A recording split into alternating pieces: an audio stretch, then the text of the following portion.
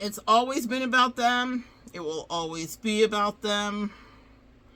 They're glad you're there, sort of, but really so that more things can be about them. After all, they're the star. They always know they were going to go far. You're like a sidekick, and they're not necessarily tuned in to exactly how you feel, because again, it's about their big show and their big stage reveal. Jazz hands. We're talking about Leo today. The shadow side of Leo energy. If one of those has ever come your way, then you dealt with someone who specifically knew it was all about them, acted like it was all about them, and they were all they see. Like their quote specifically I wrote was, "I'm all I see, respectfully." Okay? They're very respectfully about it. I'm all I see, respectfully. Go to a Leo on the good side if you want to have better self-esteem, if you want to take pride in yourself, if you need a cheerleader friend. An evolved, integrated shadow and light Leo is going to hold you down in the best ways. But if they're in their shadow, they're going to not play in your face. The Leos don't play in people's faces. That's not their thing.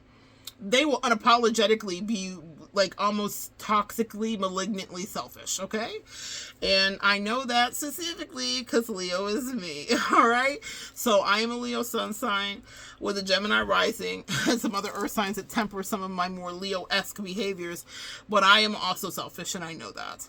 And so I have no problem saying the good and the bad of what we can do from our bombastic bossy assness, which is sometimes a bonus, but if you're dealing with someone in their shadow, they will try to boss you.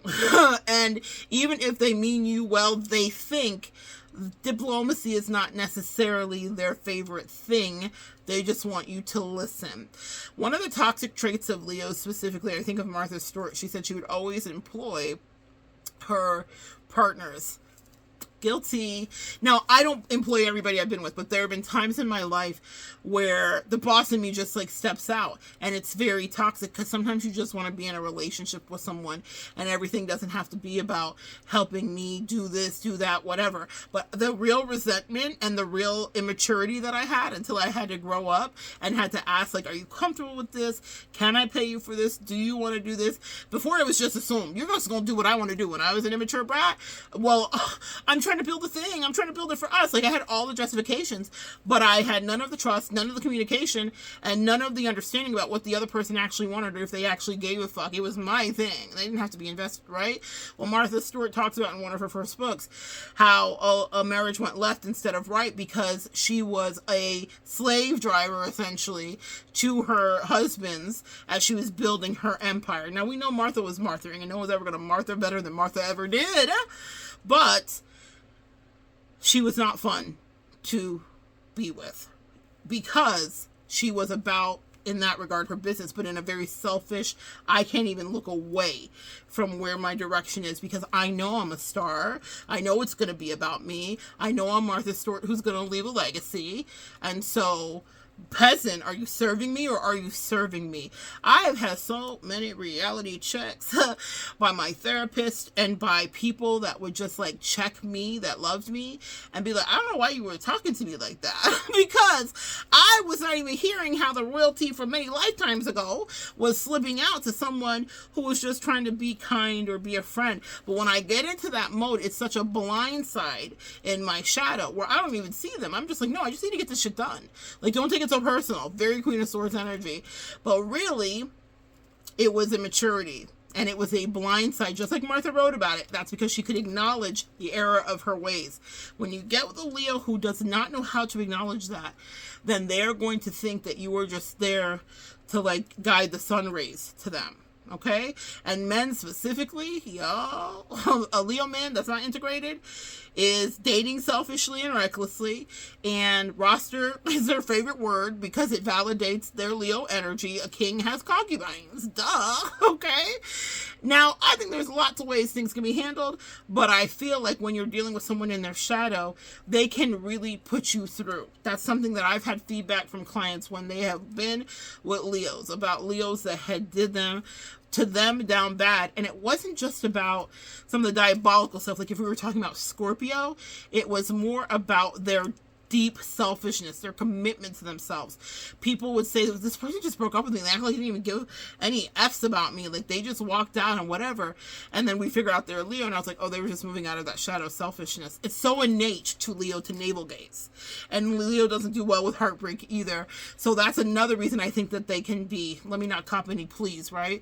But that's another reason that I think Leos can be so weird when it comes to those dynamics, is because if you hurt a Leo, I will tell you this because of the insight, can't help the bias I have for it, they take a long time to heal from the romantic hurts, because they can be sometimes naive. That's actually on the negative side, in their shadow side. If you were to read like the traits of Leo, the shadow side of it is that they can be incredibly naive. So you can be dealing with someone that's 85, but they're acting like they're like 18, and you're like, is this person okay? Are they well? But they are very naive that way. And let me tell you why, guys, because they are ruled by the 5th house, and the 5th house has to do with children, play, fun, a romantic date, romance, a great dinner party. So Leo rules all of the things that make life like exhilarating and magical, but there's an immaturity that is innate in their shadow. Does that make sense? So that's something that you may notice with them, is that you're thinking you're talking to someone who's on your level, and really they have some immature idea of whatever the business merger, relationship, or whatever the case may be. And then you couple that, if they're in their shadow, with them moving very selfishly, and you have a recipe to feel very isolated in a relationship. That's the biggest feedback that I get from clients, is that whenever a Leo is someone that has been dated, they feel like they are sometimes by themselves. Now, I will also say this on the flip side, because it's ruled by the 5th house, the best love, the best loving, the best interaction and lovers that you can have, if it's good and they are into you, will be a Leo. But how a Leo feels loved is by you being into the Leo. It's very toxic, y'all. It's very much the dog chasing the tail.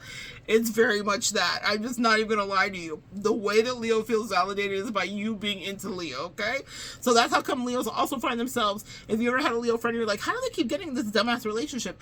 Because Leos like the idea of people being in love with them. They'll be in love with them too, but it's very important, I'm thinking of Madonna and Guy Ritchie, that they are in love with you. He saw her and wanted to make her his muse for movies and such, and did so. And when that light faded, then Guy had to go, because Madonna needs the consummate fan. And not everybody signs up to want to be a fan forever. You know, it's so funny in my life, because I've worked on myself and integrated my shadow, and also my shadow is on a leash and my demons are on a leash, and I know how to access them too. But the relationships that I have found myself in, because of where my 7th and 6th house is interesting, because I have dated people that were not really fans of me. I've dated people that have said they were fans of me, and then that went toxic very quickly, because that's not healthy for me. But the people that I have long-term relationship with might admire the work that I do, but they are not a fan or a sycophant to any degree. If anything, they're just pretty not impressed by me, but just enough that I can manage it, because I still have my Leo ego, okay? So they're just like, oh, that's Monette, okay. Oh, yeah, you did that thing, it's cool, whatever.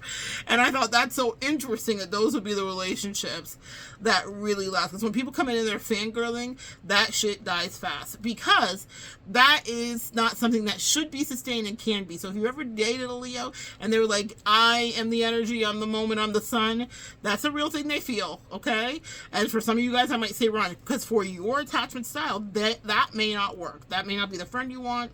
But if they love you, oh my God, if they love you, they will raise you up out the dirt. They'll wash the dirt off you. They will put clothes on you that sparkle for sure.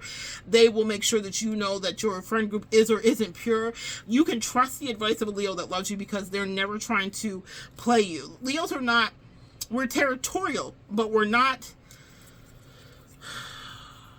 jealous or possessive in the way that I would say a Cancerian energy in their shadow side can be. They're the plotters and schemers that will end up a whole life in destiny.